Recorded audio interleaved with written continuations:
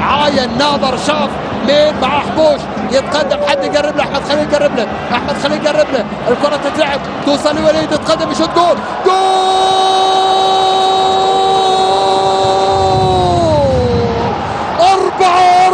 أربعة كملت، الرباعية تكمل في مهرجان الأهداف في هونغ كونغ، في هونغ كونغ ستاديوم. 1 لا، 2 لا، 3 لا، بل 4 أهداف، 4 لمنتخب الإمارات. انتصار عريض لمنتخب الإمارات الرائع الجميل. نعم، فنان أكثر من فنان، أكثر من رائع.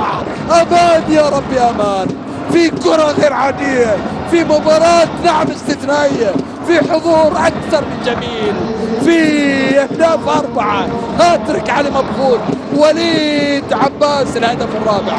وليد عباس لا باس عليك، لا باس. إذا هكذا منتخب الإمارات بهذه الأسباب، بهذا التواجد، حكم المباراة يظهر لي خلاص وانية تهاني تنهال على اللاعبين والحكم. سيداتي انساتي سادتي،